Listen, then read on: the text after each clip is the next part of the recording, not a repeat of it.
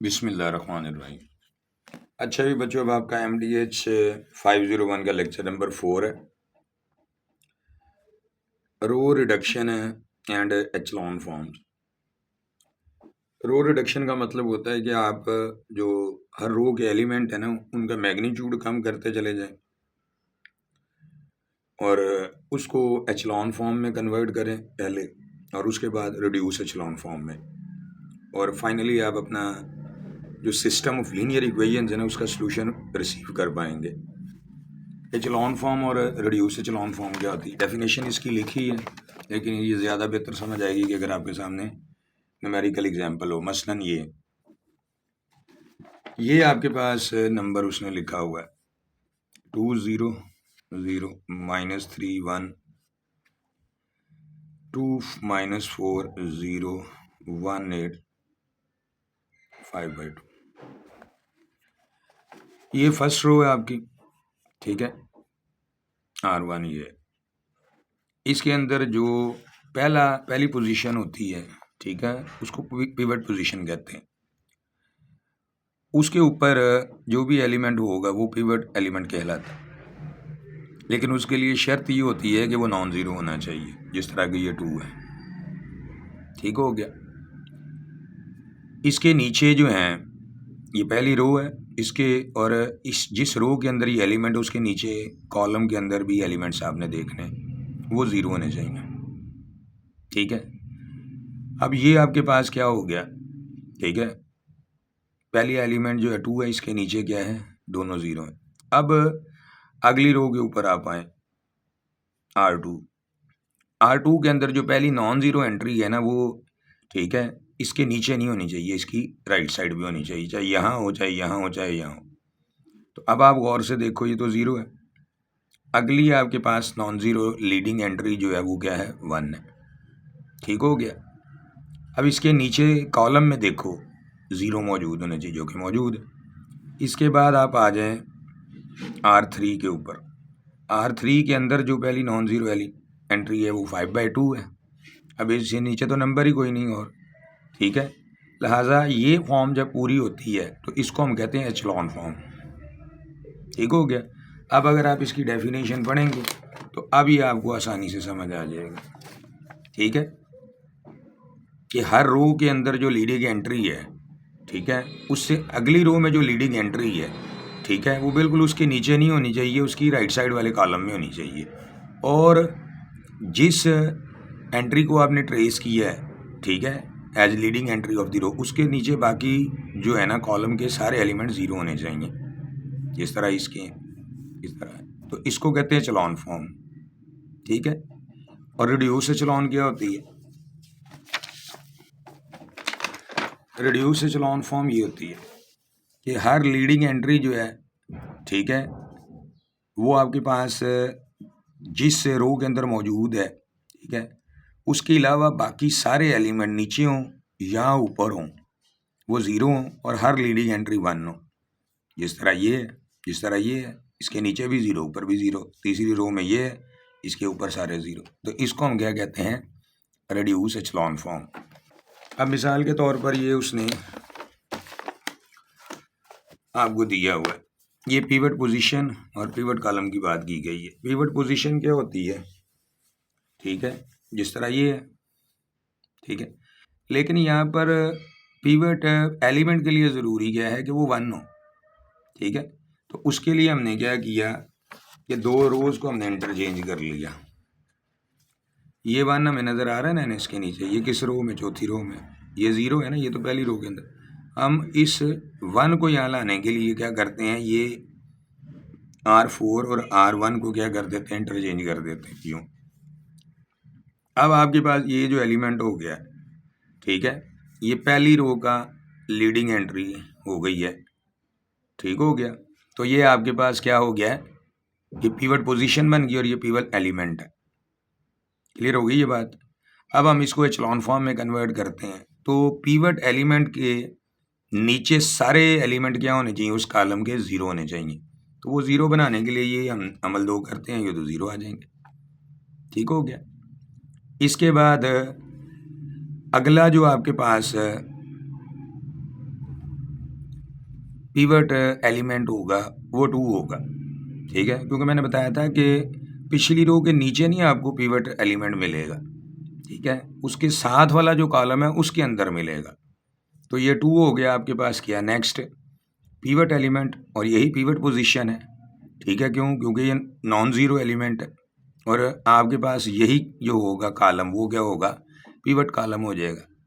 ये भी pivot column है, ठीक है, हर वो कॉलम जिसके अंदर पिवट एलिमेंट मिलेगा, ठीक है, उसको पिवट कॉलम कहते हैं।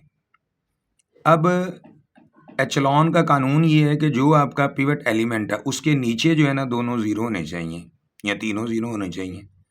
तो इसके नीचे आपको ज़ीरो बनाने के लिए ये अमल करना पड़ेगा, तो ये दोनों इसके नीचे ज़ीरो आ जाएंगे। अब जाहिर है वो एक एलिमेंट तो नहीं इम्पैक्ट होता ना, वो सारे एलिमेंट्स के ऊपर आ जाता है। अब जब आपने किया तो इसको और इसको ज़ीरो है, लेकिन नतीजे के तौर पर ये भी ज़ीरो निकला है, ठीक हो गया। तो जब इस तरह की सिचुएशन आती है तो फिर हम क्या करते हैं, जो ज़ीरो रोज़ हैं उसको हम रिप्लेस कर लेते हैं नीचे की तरफ, यानी R3 और R4 को रिप्लेस कर लेंगे, ठीक हो गया। तो अब आपके पास क्या हो गया है, एक आपके पास ये पिवट एलिमेंट है, ठीक है, और ये पिवट कॉलम है, एक ये पिवट एलिमेंट है और एक ये पिवट कॉलम है। इसके अलावा यहाँ पर जो है, ठीक है, यहाँ पर कोई एलिमेंट नहीं है नॉन ज़ीरो, इसलिए ये पिवट पोजीशन नहीं हम कंसिडर करेंगे। इसके आगे देखोगे तो ये एलिमेंट मिलेगा आपको, ठीक है, ये पिवट पोजीशन भी है, ये पिवट एलिमेंट भी है और ये पिवट कॉलम भी है, और इसके नीचे अब हमने ज़ीरो है वो भी मौजूद है, ठीक हो गया। तो अब आपकी ये कौन सी फॉर्म बन चुकी है, एचलॉन फॉर्म बन चुकी है, ठीक है। इसके आगे चूंकि जो एंट्रीज नीचे दी हैं रो के अंदर वो सारी ज़ीरो हैं, तो इससे आगे हम इसे प्रोसीड नहीं कर सकते, ठीक हो गया। तो अब आपके पास 1, 2 और -5 ये आपके पिवट एलिमेंट्स हैं, और इसी तरह ये किस कॉलम के अंदर मौजूद है, ये फर्स्ट कॉलम में मौजूद है, ये सेकंड कॉलम में मौजूद है और ये फोर्थ कॉलम में मौजूद है। जिस कॉलम के अंदर पिवट एलिमेंट होगा उसी को पिवट कॉलम कहते हैं, ठीक हो गया। और ये वाले एलिमेंट्स जो होंगे ये क्या कहलाएंगे, पिवट एलिमेंट्स। होप अब आपको क्लियर हो गया होगा। ये अमल कैसे करने हैं ये मैं पिछले लेक्चर में बता चुका हूँ, ये भी देख लें। ये मल्टीप्लिकेशन वाला जो होता है रूल वही होता है, ठीक है, जिसके अंदर आपने तब्दीली करनी है उसको पहले लिख लिया करें, जिस तरह ये, ठीक हो गया। अब आए आप, ये इन्होंने यहाँ तक मुकम्मल कर लिया हुआ है, ठीक है। अब हमने करना है कि अगर हम एक बात ज़हन में रखनी है आपने, जब भी आप कोई मैट्रिक्स लेंगे, ये आपने मैट्रिक्स लिया, आपने इसको एचलॉन फॉर्म में कन्वर्ट कर दिया, अब आप इससे आगे इसको रिड्यूस एचलॉन फॉर्म के अंदर कन्वर्ट कर सकते होंगे, ठीक है। किसी भी मैट्रिक्स का रिड्यूस एचलॉन फॉर्म एक होता है, ठीक है, ये उसने लिखा हुआ है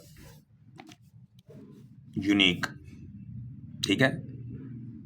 लेकिन अगर कोई रिड्यूस एचलॉन फॉर्म दिया हुआ है उससे पीछे आपके पास एचलॉन फॉर्म है, वो एक से ज़्यादा पॉसिबिलिटी होती है, हो सकते हैं। अब ये आपका सवाल है अगला, ठीक है, वो ये कहता है कि आप इसको ना एचलॉन फॉर्म में कन्वर्ट करें और फिर रिड्यूस एचलॉन फॉर्म में कन्वर्ट करें, ठीक है। अब ये एंट्री आपके पास क्या है, पहली ये होती है आपकी पिवट पोजीशन की, लेकिन यहाँ पर पिवट एलिमेंट जो है वो भी नॉन ज़ीरो होना चाहिए, तभी तो आप आगे वर्क कर सकेंगे, क्या ख्याल है। तो उसके लिए आपने क्या किया है, ठीक है, उसके लिए आपने ये जो फर्स्ट रो है और ये जो थर्ड रो है इनको आपस में इंटरचेंज कर लिया, यानी R1 और 3 को इंटरचेंज कर लिया, ठीक हो गया। अब आपने क्या किया, इस 3 के नीचे दोनों ज़ीरो कर लिए, ठीक है। मसलन इसको इसमें से माइनस करो तो ये तो वैसे ही ज़ीरो हो जाएगा, क्या ख्याल है। तो इसके लिए आपने अमल क्या किया, ठीक है, कि R2 में से आपने माइनस कर दिया R1 को, ठीक हो गया। तो ये आपके पास क्या हो जाएगा, ज़ीरो हो जाएगा। इसको कुछ करने की ज़रूरत ही नहीं, क्योंकि इसके नीचे जो है पहले, ये तो पहले ही ज़ीरो है ना, यहाँ पर इसको ही ज़ीरो किया ना, ठीक है। अब ये जो एलिमेंट 3 है आपका, ये नॉन ज़ीरो भी है और ये पिवट पोजीशन पे भी है, ठीक है। तो लिहाजा यही जो कॉलम है यही आपका पिवट कॉलम बन जाएगा। सिमिलरली अब आपके पास इस रो में तो आपने कर लिया फैसला। अब अगली रो के अंदर आप जब आएंगे R2 में, ये तो R1 हो गया ना, R2 में जब आएंगे तो ये एलिमेंट जो होगा ये आपका क्या होगा, यही एलिमेंट आपका पिवट एलिमेंट होगा ना। अब इसके नीचे आपने 0 बनाना होगा, ठीक है। तो वो 0 बनाने के लिए जो अमल आपने करना होगा, ठीक है, वो ये अमल होगा ये। तो इस तरह का अमल जब करना है तो मैंने तरीका तो फिर आपको बताया कि आप सेपरेटली लिख के कीजिएगा। बेटे पेपर के अंदर सवाल आप सिर्फ सॉल्व करने का टाइम होता है, ठीक है, उस पर मास्टर बनने का टाइम ये दिन होते हैं जो पेपर से पहले होते हैं, आपने ये करना है। तो ये आपके पास रिजल्ट क्या आ गया, ठीक है। जब ये अमल करेंगे तो इसके नीचे क्या आ जाएगा, 0, ठीक है भाई, ये 2 था ना, 2 के नीचे 0 लाना है ना, तो वो ले आए आप, यहाँ 0 आया तो सारा ही ऑपरेट करेंगे आ जाएगा। तो अब आपका अगला पिवट एलिमेंट 2 है, ठीक है, और जिस कॉलम के अंदर ये मौजूद है वो आपका पिवट कॉलम है, विच इज़ सेकंड, ठीक हो गया। ये R1 का मसला भी हल हो गया, R2 का भी हो गया। अब आओ R3 के ऊपर। तो R3 में क्या है, ठीक है, R3 के अंदर ये एलिमेंट है आपका 1, ठीक है, लीडिंग एंट्री। अब अगर आप इसको देखो तो ये कौन सी फॉर्म बन गई है, ठीक है, ये फॉर्म आपकी बन चुकी हुई है एचेलॉन फॉर्म। कौन सी बन गई है, एचेलॉन फॉर्म बन गई हुई है।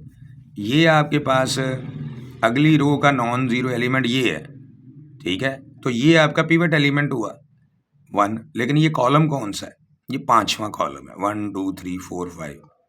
आप समझ आ गई ये बात आपको। तो अगर आपसे पूछे कि इस फॉर्म का क्या नाम है तो आप बताएंगे एचेलॉन फॉर्म, ठीक हो गया। ये जो एलिमेंट्स हैं इनको कहते हैं पिवट एलिमेंट्स। जो हर रो का लीडिंग नॉन जीरो एलिमेंट होता है उसको पिवट एलिमेंट कहते हैं, उसी को पिवट पोजीशन कहते हैं, ठीक है। ये पिवट पोजीशन है, तो ये पिवट पोजीशन किस कॉलम में है, पहले में। ये पिवट पोजीशन है किस कॉलम में है, सेकंड में। ये पिवट पोजीशन है, ठीक है, किस कॉलम में है, फिफ्थ में, ठीक है। नॉन जीरो एलिमेंट आपने हर लीडिंग एंट्री रो के तरह अंदर देखनी है, ठीक हो गया। और कॉलम आपने उसके साथ वर्टिकली पैटर्न के अंदर डिसाइड करना होता है। तो अब यहाँ पर ये 3 2 और 1 जो है ये पिवट एलिमेंट्स हैं, और फर्स्ट सेकंड और फिफ्थ कॉलम जो है वो कौन से हैं, पिवट कॉलम्स हैं, ठीक हो गया। अब आपके पास अगली चीज़ जो होगी वो है इसको रिड्यूस एचेलॉन फॉर्म में कन्वर्ट करना। तो उसके लिए आपको बताया था कि ये जो नंबर्स है ना, ठीक है, हर पिवट एलिमेंट जो होगा एचेलॉन फॉर्म में अगर आप उसको 1 में तब्दील कर देते हो और उसके अलावा उस कॉलम के बाकी सारे एलिमेंट 0 कर देते हो तो वो रिड्यूस एचेलॉन फॉर्म में चली जाती, ठीक है। बस अब अगर मैंने इसको 1 करना है, ठीक है, तो मैं क्या करूँगा, इसको 3 से डिवाइड कर दूंगा पूरी को। अगर मैंने इसको 1 करना है मैं इसको 2 पे डिवाइड कर दूंगा, ठीक है, तो वो ये नज़र आएंगे रिजल्ट, ठीक है। इसको पूरी को 3 पे डिवाइड करो, इस पूरी को 2 पे डिवाइड करो, ये तो एज इट रहेगी ना, तो ये आ जाएंगे। अब आपने क्या करना है, इसके इसके एलिमेंट के नीचे जो है वो दोनों 0। अब इस एलिमेंट के नीचे तो 0 है, इसके ऊपर 0 बना लो, उसके लिए ये अमल करोगे तो ये वाली रो जो है बदल के यूँ बन जाएगी, ठीक है। ये इस तरह नहीं लिखना है, आपने लिखना है R3 पहले, R1 जिसमें तब्दीली करनी है प्लस 3 टाइम R2 लिखना है आपने, ठीक है। और उसके बाद इस पैटर्न पे अमल करना होता है, ये जो बताता हूँ आपको, वो लिख के ये अमल कर लेना करना, ठीक हो गया। अब इसके बाद देखोगे आप तो ये आपके पास फॉर्म क्या बन चुकी हुई है, ये रिड्यूस एचेलॉन फॉर्म बन चुकी है। ये 1 है, ये 0, ये 1 है, ऊपर नीचे 0, ये 1 है, इसके ऊपर आपने क्या बनाने हैं, 0 बनाने। तो उसके लिए अब आप ये ऑपरेशन करोगे तो ये तब्दील हो जाएंगी। ये जिसको आप लिखते हो ना R2, ठीक है, ये माइनस R3 R1, ये इसको लिखना यूँ चाहिए R1 माइनस 5R3, उसके बाद R2 माइनस R3। जो पहली रो है उसके अंदर तब्दीली आती है, यानी ये यहाँ लिखी होगी। तो अब आप कह सकते हो ये 1 ये 0 है, ये 1 है, ऊपर नीचे 0 है, ये 1 है, ये ऊपर दोनों क्या है 0। तो ये रिड्यूस एचेलॉन फॉर्म बन चुकी है, क्लियर होगी बात। इसमें 1 ये 1 और ये 1 क्या है, पिवट पोजीशंस है, और इन एलिमेंट्स का क्या है, नाम है पिवट एलिमेंट्स हैं। और जिस कॉलम के अंदर पीवट एलिमेंट या पीवट पोजीशन होती है उसको पीवट कॉलम कहते हैं। ये 1 है, ये 2 है और ये 5 है। अब आ जाओ आगे सिस्टम ऑफ लीनियर इक्वेशंस के ऊपर। ये आपके पास है, ठीक है। आपने इसको कर लिया किसके अंदर कन्वर्ट, रिड्यूस एचेलॉन फॉर्म के अंदर। कोई भी होगा, 1 के नीचे दोनों ज़ीरो है, फिर आगे ये 1 है, इसके नीचे भी ज़ीरो, ऊपर भी ज़ीरो। अब यहाँ पर जो है, ठीक है, कोई एलिमेंट नॉन ज़ीरो है ही नहीं। अब अगर आप इसका बनाएंगे सिस्टम ऑफ लीनियर इक्वेशंस बनाना चाहेंगे तो क्या बनाएंगे? अब ये 1 है, ये -5 इज इक्वल टू 1 है, यही बताया था ना आप। 1x1 plus 0x2 -5x3 is equal to 1, यही बनाते हो ना।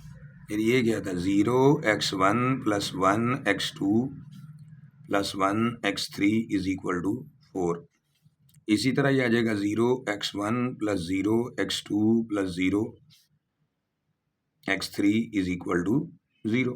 अब अगर आप इसको सॉल्व करते हो तो ये आ जाएगा x1 minus 5x3 is equal to 1। इसको करोगे तो ये आ जाएगा x2 plus x3 is equal to 4 और यहाँ पर 0 इज इक्वल टू 0 होता है। तो आपको याद है पिछले लेक्चर में मैंने बताया था अगर 0 इज इक्वल टू 0 आता है तो वो आपके पास जो सोल्यूशन होता तो वो कंसिस्टेंट है, लेकिन इन्फिनेटली मैनी सोल्यूशंस उसके होते हैं, यूनिक नहीं होता, ठीक है। ये कंडीशन उस चीज़ को शो कर रही होती। अब यहाँ पर उसने एक बात बताई आपको कि आपके पास पिवट कॉलम कौन कौन से हैं, ठीक है। अगर आप पिवट कॉलम की बात करोगे तो वो कौन कौन से मौजूद हैं। एक तो ये, ठीक है, फर्स्ट कॉलम है, और एक क्या ये सेकंड है, ये पिवट कॉलम है, और 1 1 ये पिवट एंट्रीज है।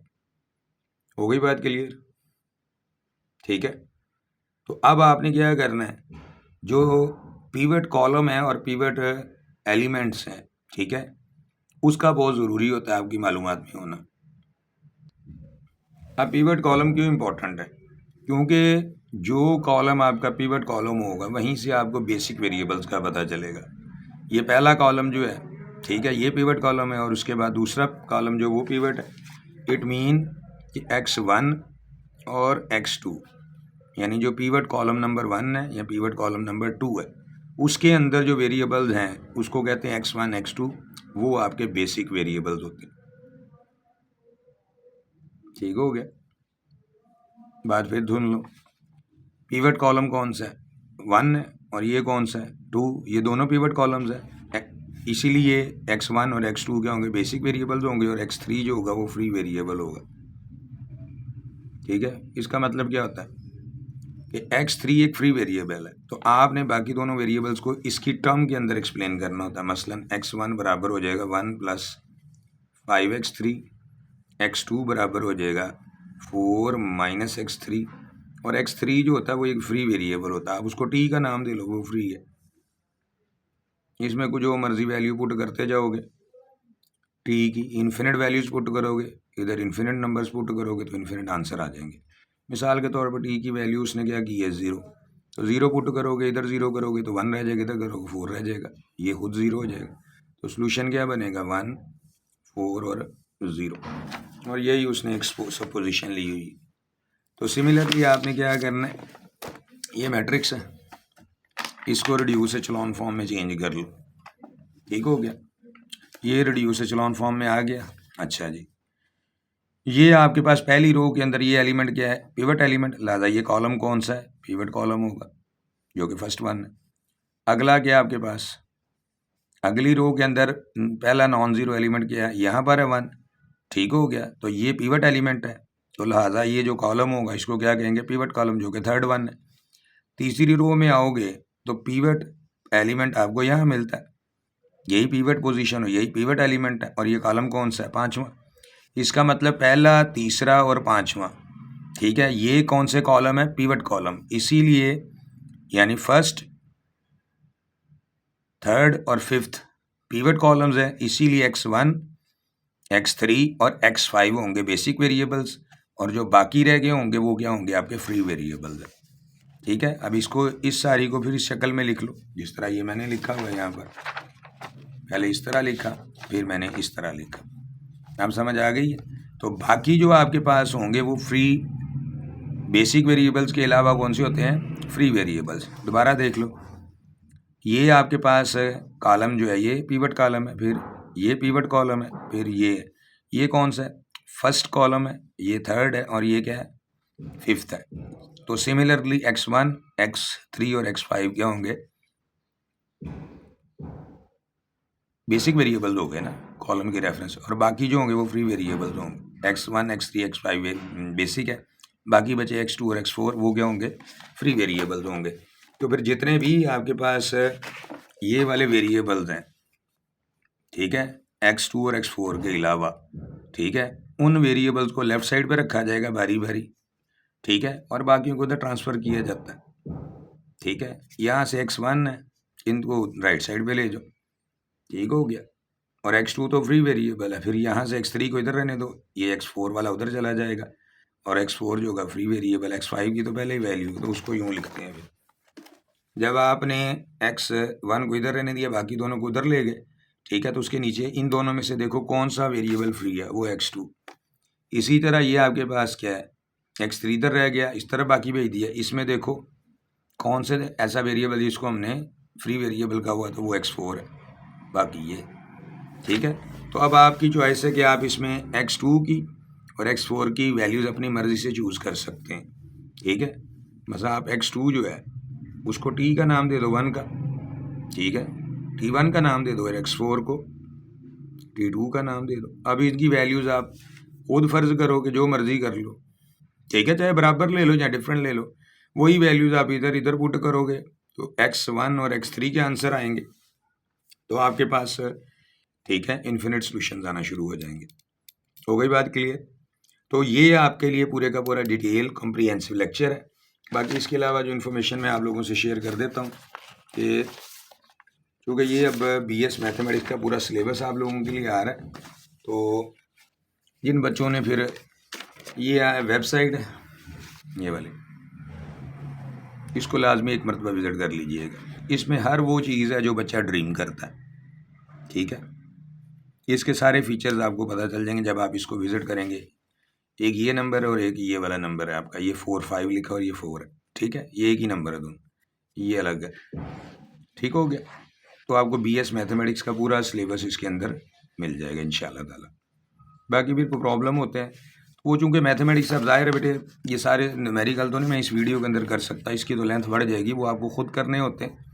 हाँ, प्रॉब्लम हो तो फिर आप कंसल्ट कर सकते हैं। God bless you.